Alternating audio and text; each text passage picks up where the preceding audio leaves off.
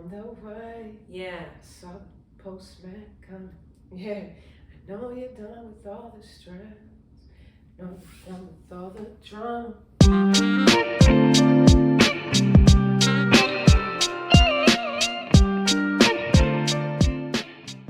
What's up, everybody? It's your girl Songbird, and I want to welcome you guys back to another episode of Room 1002. Yeah. Y'all know what it's all about. I'm here trying to showcase the hottest up-and-coming artists right here in Atlanta.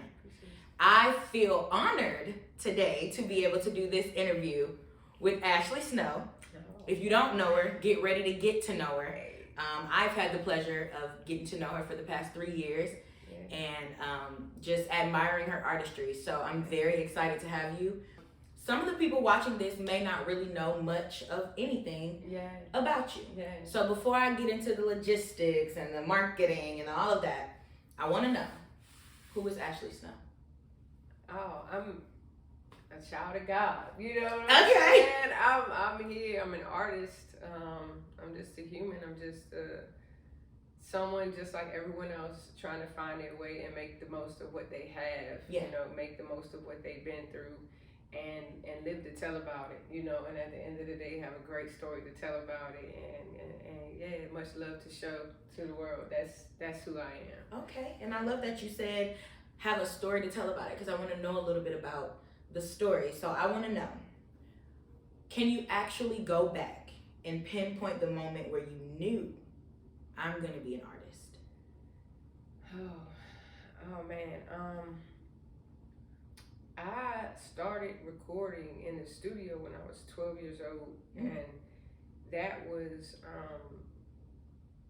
like, you know, in a 48 track, like, you know, at the time when that was like a thing to have a 48 track recording studio. Now you can have like hundreds of tracks or whatever, right? So it's not even a thing, but it was like, you know, major production music studio that I started recording in when I was 12 years old. And by the time I was 15, I remember being 15 years old and really just having this vision of my life and knowing that at that moment, knowing I was gonna be an artist. And I just thought that was such a major responsibility. And I remember just thinking, like, I gotta be ready for that. Like, I wanna be ready for that. I wanna be responsible with that. Right. Because so many people are gonna listen to you. I had been writing poetry since I was 8, and I had, you know, been, like I said, recording. I've been performing probably since I was 10 or 11. Okay. And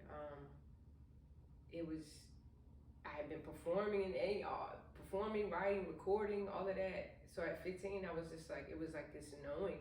It's almost like this. I can never forget that moment, but that was the impression I was left with. It was just like this. Yeah. Okay, I gotta be ready.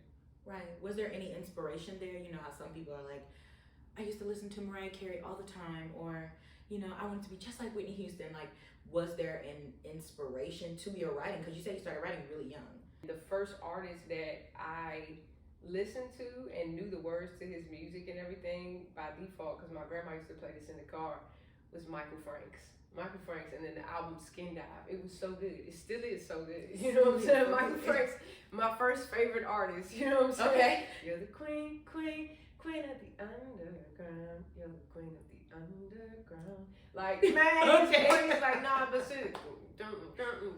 Yeah. Like, he's just a groovy music, you know what I'm saying? Like, with really great musical components, such great artistry. He's a jazz musician with over 27 albums, and his voice is just so soft, and I loved his tone. Okay. I loved, you know, his context, his content, and I was just a little kid, and I remember 5 years old, that was the first artist that I was singing along with. Me and my brothers in the backseat, you know, we knew this album, you know. She played that thing for, like, that's what she liked to listen to, so, you know, we enjoyed it too. So Phil Collins, Sting is my absolute favorite artist of all time, so, okay. So, but yeah, when I started writing out, it was life. Like I said, I was raised by my grandparents, and as a child, that was the way that I naturally learned to express myself, was through music. And we had a baby grand piano, so when I was 12, I started playing that, like, more just playing by ear. And if anybody inspired me, aside from Michael Franks, I would have to say my brother Andrew, my big brother, because basically everything he did, we're not even a year apart. So it's like I was writing poetry and then he was rapping. So when he started rapping, I started rapping. It just kind of happened immediately. As soon as I started rapping, we became a rap group.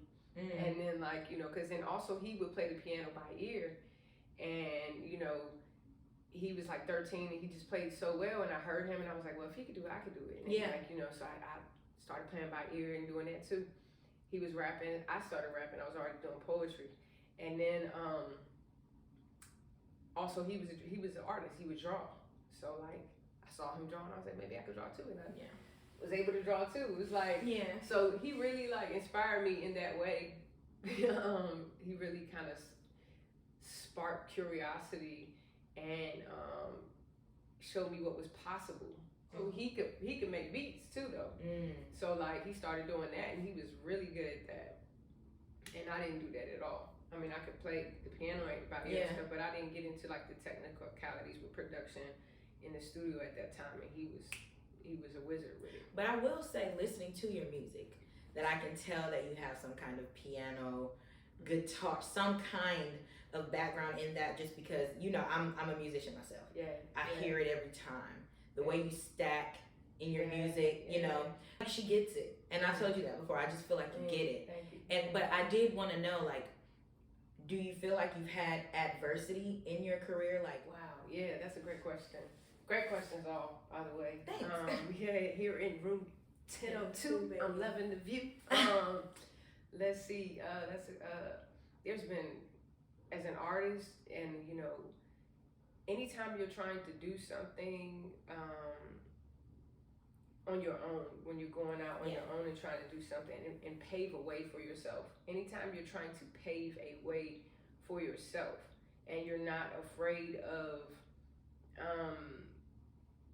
your own individuality, but rather you actually take a certain, you honor it. You honor it. And I don't want to say take a certain pride in it, because I don't mean pride, because pridefulness is not a good thing necessarily. You know what I'm saying? But just, however, honoring your gifts and honoring your individuality, and honoring your singular focus to do what you're called to do, you know, in your own life.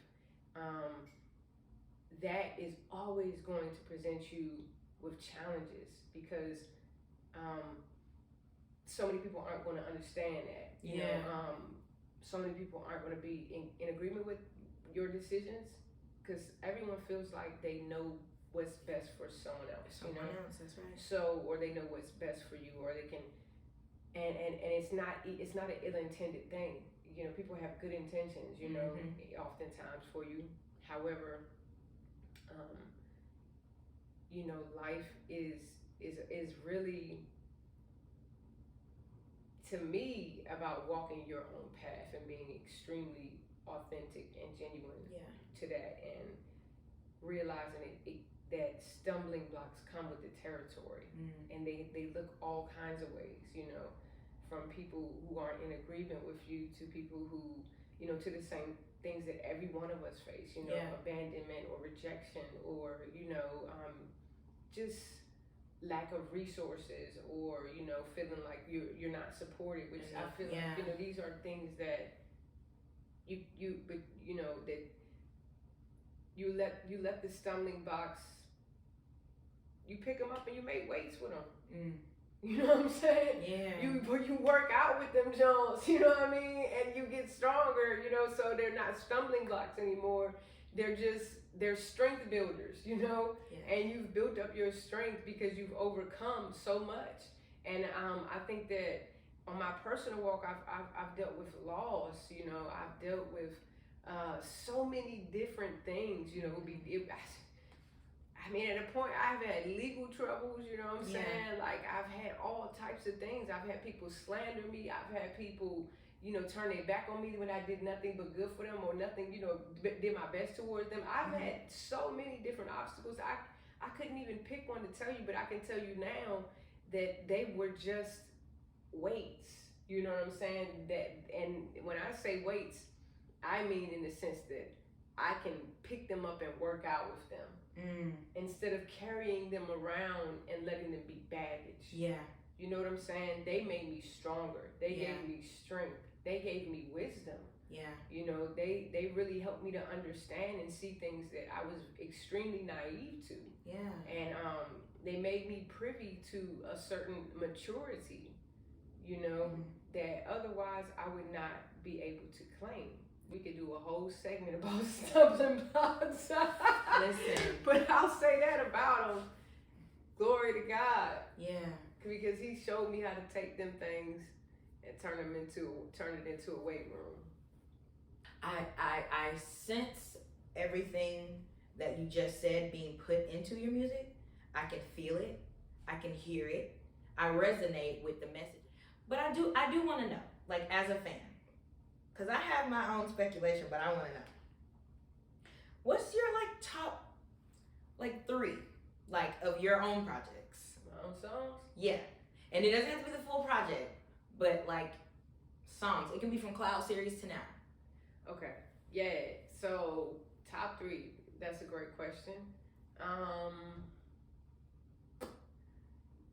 I only did one project. Well, SoundCloud series. I guess you can call it a project. But and then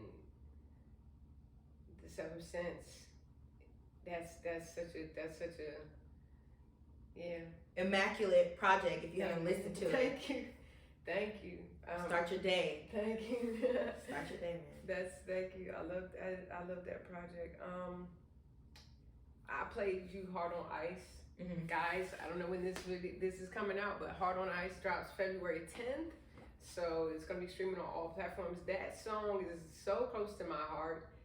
I love that song. And right now I wrote it last year and recorded it right away when I wrote it.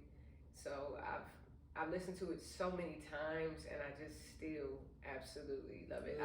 And the thing is for my songs, in order for a song for me to give it to you, for me to even finish it, record it, while I'm recording it, that song has to be my favorite song.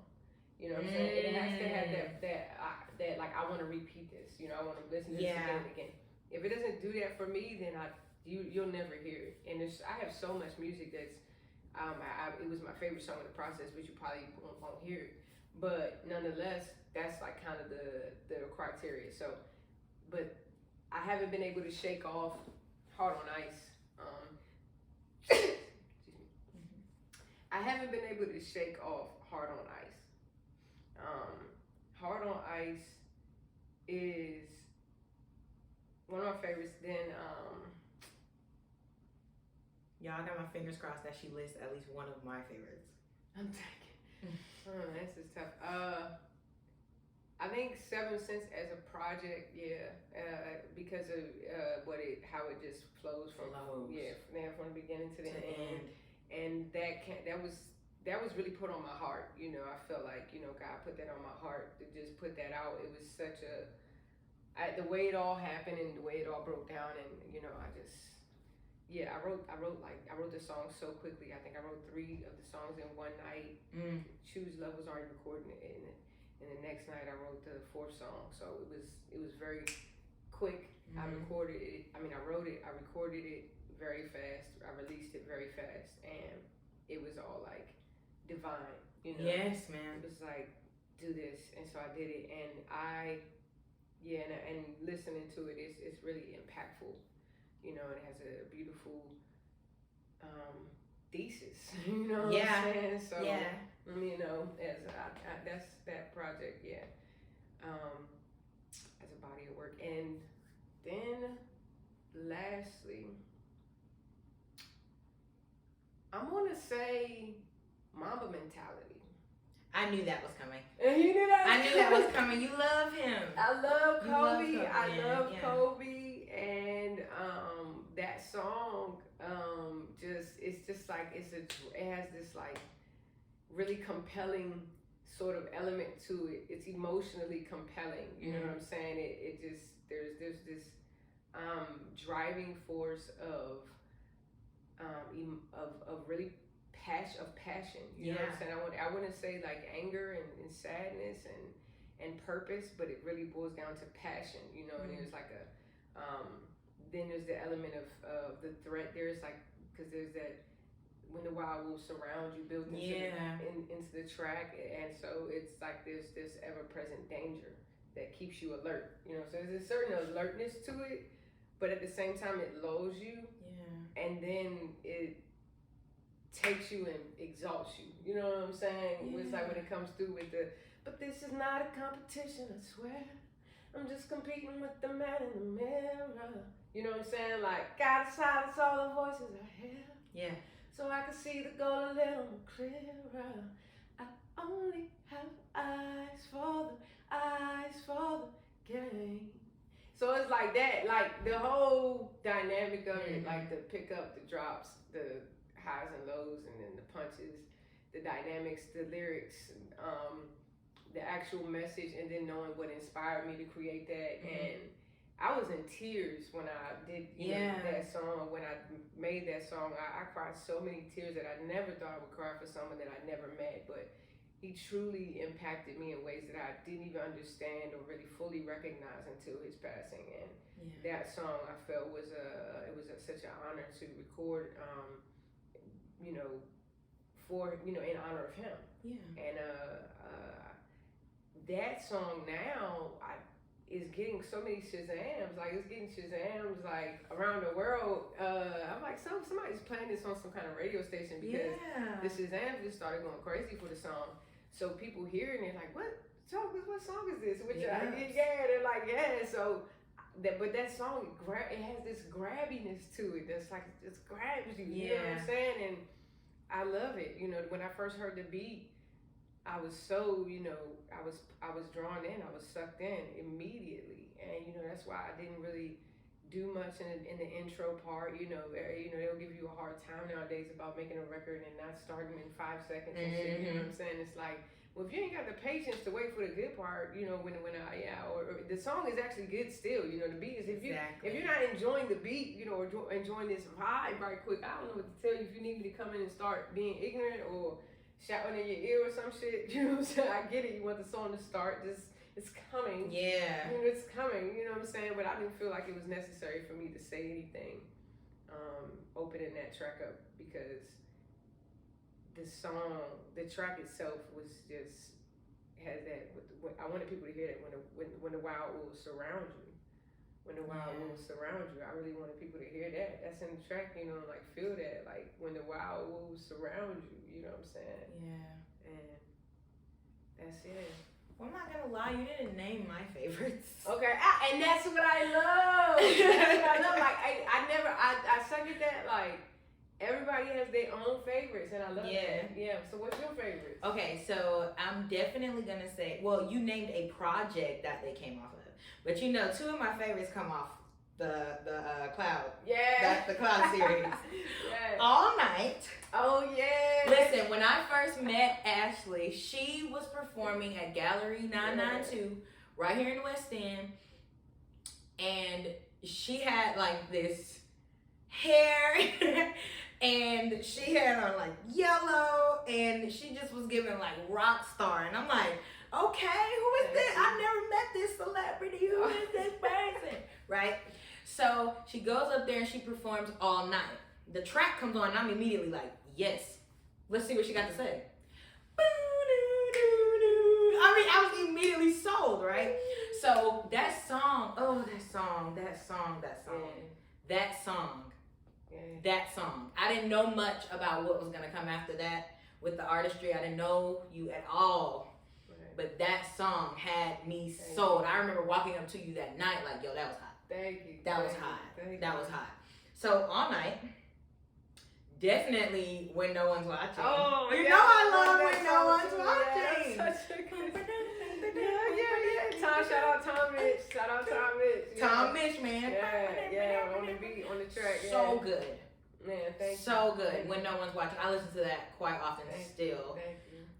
And then I'm gonna do Choose Love. Oh, I love Solo, man. Yes. I love him. Shout out. I love him. hip hop. So yeah, I love him too. Yeah, Great we love vibes. you so love. We love really you. do. We really love do. you. Great vibes. Yeah, And that absolutely. song, you guys have really good energy there. Yeah. Like the dialogue in the Right. music. Yeah. You know, he's kind of choose love, just Yeah. real, like, you know, and you're kind of riding all the oohs and the ahs, and it honestly really is. For a while, I thought Just Breathe was my favorite because of the track. Right. But when I really listen to Choose Love, Right. it's Choose Love. Yes. It's Choose Love. Choose Love is a really good one. Yo, that makes me so happy. Because I love that song, and I thought that song was gonna be like the one that everybody loved the most, right? Mm-hmm. But that's what I'm saying. Like, yeah. The Cure, I think, is the top streamed song. Really? Yes, the Cure is my top streamed song off the project. Off that project. Yeah, Wow. yeah, and then and that happened like gradually. So this has happened over time. So like, and this is what I had this. This is why I love this project, because it's one of them jobs where I knew people were gonna be like initially grab onto one of them, like that's my favorite. But then after time goes, they go back and read it again and be like, you know what? Yes. Nah, this is my favorite right here now. Yes, then man. a little more time going and hold up, I missed this one. Dang, no, this is my favorite right here. Yes. So I think like, and Choose Love has like the least streams. You know what I'm saying? That is the least streamed one. Well, most of those streams come from me. Yeah, I can assure you, you whatever can stream you do have, they come from me for Choose Love. Yeah, I listen to that quite often. Yeah, that song I love that song. You know what I'm saying? But it's you know, The Cure ended up being the top song. That's crazy. Not Not that it's not a good song, but I think Life is Good is number 2 or Just Breathe. But no one song, even I Am has been at the top. yes. Like, no one song, the only song that was the top song, the only time I think Choose Love was the top song maybe like the first 2 weeks. Maybe, you know what I'm saying? Like, or maybe the first week or what, but it didn't hold, it very quickly shifted. And then from there, no song has really consistently been the top song. It's really fluctuated. And now, cumulatively, The Cure has the most, you know, streams. And I'm just like, no, I'm like, dang. I know, when I listen to the song, I'm like, yeah, this song is dope. And it's I made it purposely short so that it's like a repeatable song. Like, one of the songs you want to listen to again, like, man, I need to play that again right there. But it's like, that. It has a good vibe. It's like that one is like a massage to the heart. Yeah. It's like, it's such a, on the way. Yeah. Saw the postman coming. Yeah. I know you're done with all the stress. No, you're done with all the drama. What do you think that life could be like 20 years from now? Possibilities, distant memories of this day. Yes, so. Alright, y'all gonna listen to the song, right? I know, because I'm gonna have to sing it. I want to need to sing. Yeah. It's too sweet to be concerned. Yeah. Love on yourself and your tempo. Yeah. Yeah. Oh. Balance emotional, mental self. Yeah, that's so good. That's so good. It's a cure for it. Yeah. Then what? Then I know I'm gonna live. Baby. All right then. I know I'm gonna live, baby. No, seriously. Oh man, Yeah. it's just crazy. Like when you're a kid and you're fangirling over music and stuff, you don't look at artists like people. You never think like, wow, someday I could be listening to someone's song who I actually know. And so like for me to have the opportunity to bask in your presence in more than just a professional way, you know, I think that's also why I connect to the music really hard. I'm like, wow, not only do I know this person, but I know where this music comes from. So like, I don't know, that's why I really said that, like, I honestly feel honored to do this. Like, I've always wanted to be able to show you how much I appreciate your artistry. Thank you. Yeah, So, and you always you know. show love, and I love you so much. I really do. Like, you know what I'm saying, just as a person, you know, just as a person, you're a great soul, you're a great spirit, you're a great heart, you're a great human to know, you know what I'm saying, and to actually, you know, be someone that appreciates and enjoys my music. That's the whole other half of what I do, you know. Yeah. You know, it's people who enjoy it, you know. It's for you guys. It's for you guys. It's literally for you. You know, God gave me this gift for You know what I'm saying? If I keep it to myself, I am like messing up my karma or something. You know what I'm saying? But it's like, it's for the people that are going to enjoy it. If it's not for you, it's not for you. But if it's for you, then God bless you, because I'm so glad that we found each other. You know what I'm saying? And that's a match. You know what I'm saying? Yeah. Because that's the fulfillment of my purpose right there. Is for my music to find the people and be in the presence and be able to be enjoyed by the people who it's meant for. You know. Yeah. That's all I want, is that, you know, the people who are meant to enjoy my music, that it adds value to their lives for many years to come, because that's what music does. You know, it enriches our lives. Yes. It adds value to our days. You know, it really helps to contour the moments, and it helps us to be more contours. Yeah. We can contour our moments, you know, more selectively by choosing the music that we listen to. You know, we can actually build the texture that we want in our lives. And that's why in my music, my texture, my tone is so important, because it's really, you know, our life is a canvas, and the music is the soundtrack, you know. Yeah. And you want it to have texture, you want it to have tone, and you want it to really enrich the fabric and the meaning, and support the moments and the types of emotions that you want to have in those moments, or how you want to process them. Absolutely. You know, so I'm very conscientious about that. And that 15-year-old girl that was like, this is what you're going to be doing, and here I am now, you know. Yeah. And I've been very patient with that. I've noticed that you take great, I don't want to say pride, like you said, we don't want to say pride, but great pleasure in making sure that it's clear, you know, like, what, not necessarily clear on where you stand on topics, but just like, this is who I am, let me never misrepresent myself. Why do you feel that that's so important, or like as an artist, to still display your humanity, like in your social media? It's not just all pictures and concerts, and, you know, but there's actual substance there. And, you know, I want to hear from you as an artist, why you feel like that's important to share that with your fans. Wow, that's such a great question. And I just think that the fact that that is such a great question, and, you know, it really shows you exactly what type of environment we actually live in. Mm-hmm. You know what I'm saying? That, I mean, you can just go back a few decades and see how art was really crafted with the artist's, you know, heart and soul and mind, and that was put into it. So they were making music that took, you know, political stances, you know, because this was an honest expression of the times. Mm-hmm. Art is supposed to be the most honest expression, you know, that we have. Of the times. And if the honest expression of your life is gangs, drugs, violence, and money, then so be it. However, I think that is a very shallow, and even in one person's life, that wouldn't be, I'm sure there's so much more contour and texture and tone in their life than just guns, violence, drugs, and money. Yeah. You know, I'm sure that there's some love in their life. Mm-hmm. I'm sure that there's some belief and some faith in their life. I'm sure that there is some hope in their life aside from the things that they've dedicated their flesh to. Yeah. You know, I'm sure that they're more than just guns, drugs, violence, and money, if that's what their music reflects.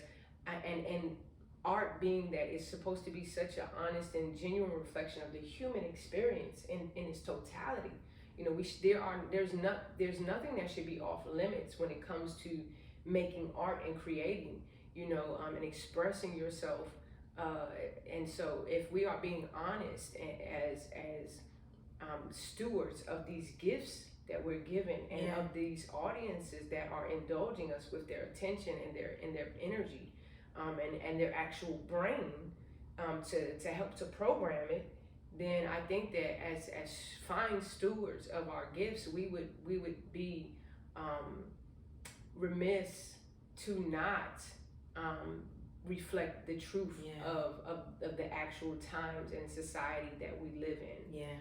And to omit certain factors of it, or to confine ourselves to a very narrow and simplistic, one-sided, perhaps even destructive Yes. viewpoint, that must only, can only be expressed. I would never want to limit myself in that way. You know what I'm saying? Because I'm an artist. If you are limiting your art to along very narrow lines of discussion, or to omit the realities of society, or maybe these are things that people don't think about. But I really don't. I don't think that that's true. I think that people are very deep. I think people have many layers. Yeah. I think that people have a lot of depth to them, and I think that it should be fine for music and art to always reflect that. And that any artist should be able to express the many layers of themselves. Yes. And that's all I want to do. I do this through my music, and I do this through, my verbal expression, or just me writing or saying something on my page. But while I say that, I might express my opinion based off of something that I know or think I know, some bit of knowledge.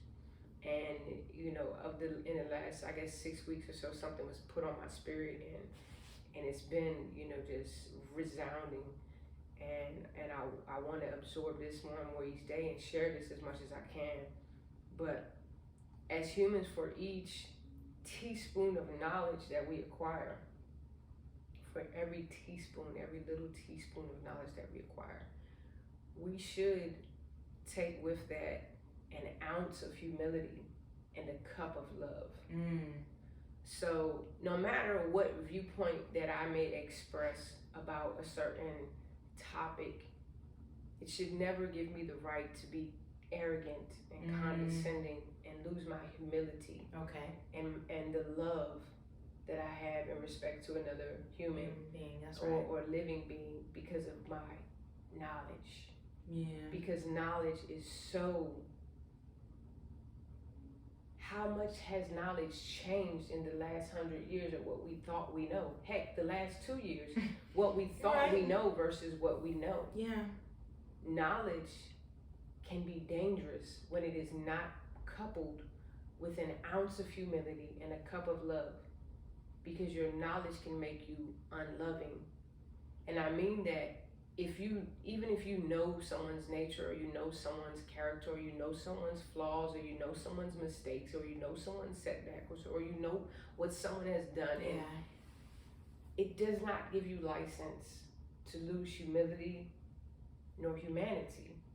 You can give someone knowledge, and then that knowledge can change their heart. And when your heart is changed, then your spirit and your soul are in dangerous territory to be changed and affected as well. Yeah. So be careful with the knowledge you possess, that it does not destroy your heart. Yeah. Because literally then your soul is on the line. Yeah. I do love to make I do love to state what I feel is truth, but in the past, I've been guilty of becoming slightly haughty in my assertions with other people. You know what I'm saying? I can say the same. We like to argue. And we want to make a point, and I want to stay away from that. I want to stay as far away from that as possible. I will speak my truth, because that's also what I'm commissioned to do, is be truthful. Yes, absolutely. I feel personally commissioned to be truthful to as much as I can, but again, always with love and humility. Yeah. I love that. That was great.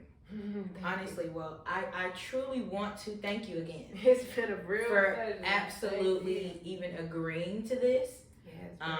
Like always, I want to give each and every artist an opportunity to promote themselves.